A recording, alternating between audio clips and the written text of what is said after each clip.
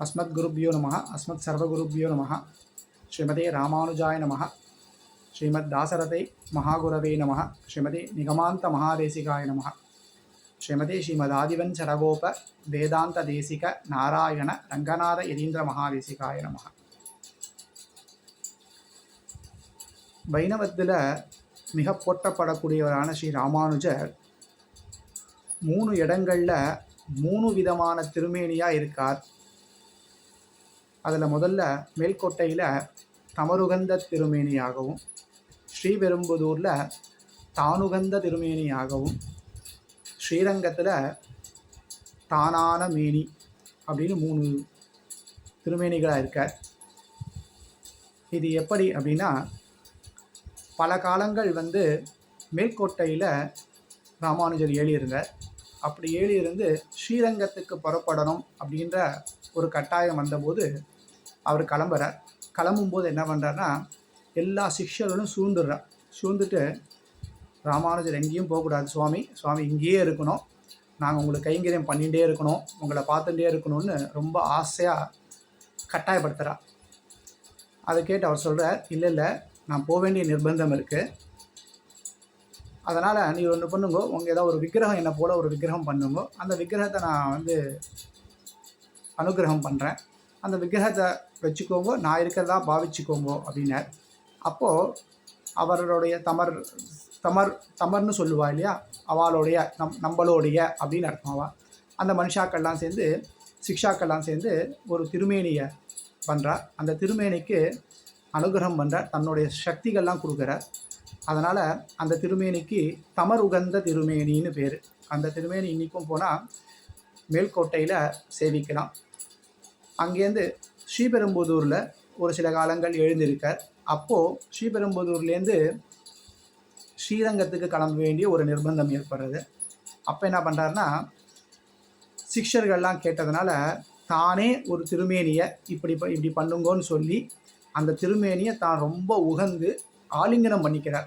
அந்த திருமேனியை திருமேனி எப்படி சொல்வார்னா, அப்போது அந்த திருமேனி பண்ணும்போது ராமானுஜர் எப்படி இருந்தாரோ அப்படியே பண்ணதாக கூறுவார்.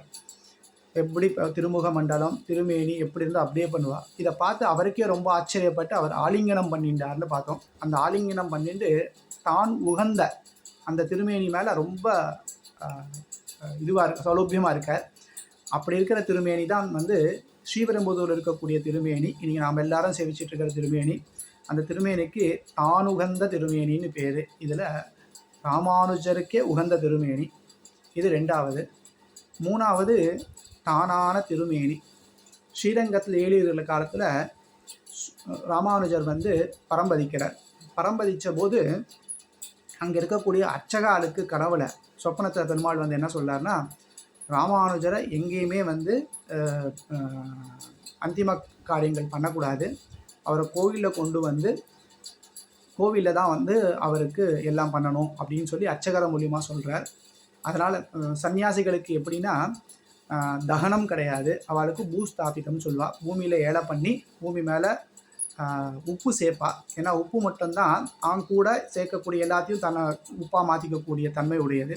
அதில் உப்பு சேர்த்து அதில் மூடி அது மேலே பிருந்தாவனம்னு சொல்கிறது. அந்த பிருந்தாவனம் எல்லா இடங்களும் எல்லா சன்னியாசிகளும் பார்த்திங்கன்னா, இப்போ அஹோபல மடம் ஆதிவன் சடகோப சுவாமின்னு எடுத்துட்டோன்னா அவருக்கு மேல்கோட்டையில் பிருந்தாவனம் இருக்குது.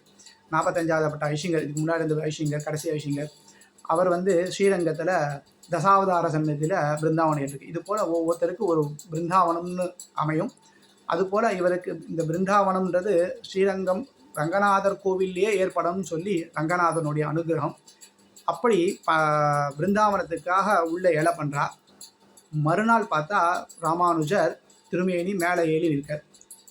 பூமியில் இல்லை, மேலே தான் ஏறி இருக்கார். இது என்னடான்னு பார்த்தா அப்போது அர்ச்சகர் மூலியமாக சொல்லுவா. அதனால தான் பெரியவா சொல்லுவா, தெய்வம் அர்ச்சக முகேனன்னு சொல்லுவாள். எப்படின்னா அர்ச்சகர் மூலியமாக தான் எல்லா இடத்துலையும் சொல்லுவாள். எப்படி திருக்கட்சி நம்பர் மூலமாக சொன்னாரோ அதுபோல் அர்ச்சகர் மூலியமாக சொல்லுவாள். அப்படி அர்ச்சகர் மூலியமாக சொல்லப்பட்டு என்ன பண்ணுறாருன்னா, அந்த திருமேனி அங்கேயே அப்படியே இருக்கட்டும், அவருக்கு ஆராதனங்கள் ஆகட்டும்ன்றார்.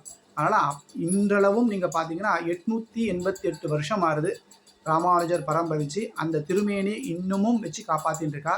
அது ஒன்றுமே இல்லை, வருஷத்தில் 2 நாள் என்ன பண்ணுறாருன்னா, பச்சை கற்பூரம் குங்குமப்பூ, சந்தனம் இதனுடைய ஒரு கலவையை வந்து உடம்புல பூசுகிறா. இன்றைக்கும் நீங்கள் போய் சேவிச்சிங்கன்னா கண்கள் நன்னா தெரியும், நகங்கள் தெரியும், கை தெரியும். அந்த திருமேனி பார்த்தீங்கன்னா உட்காந்துட்டு திருக்கோலம், அவர் உட்காந்துட்டு திருக்கோலத்திலேயே நம்ம ஹைட்டுக்கு இருப்பார். அந்தளவுக்கு தேஜஸான ஒரு கம்பீரமான ஒரு திருவுருவம்.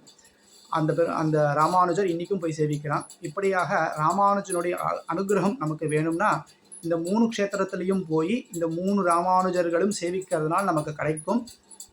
அது மேல்கோட்டையில் உள்ள தமருகர்ந்த திருமேனி, ஸ்ரீபெரும்புதூரில் உள்ள தானுகந்த திருமேனி, ஸ்ரீரங்கத்தில் உள்ள தானான திருமேனி, இம்மூன்று திவ்ய தேசங்களும் சென்று அனைவரும் ராமானுஜனோட அனுகிரகத்தை பெறுமாறு வேண்டிக் கொள்கிறேன். கவிதார்க்கிக சிம்ஹாய கல்யாண குணசாலினி ஸ்ரீமதே வெங்கடேசாய வேதாந்த குரவே நமஹ.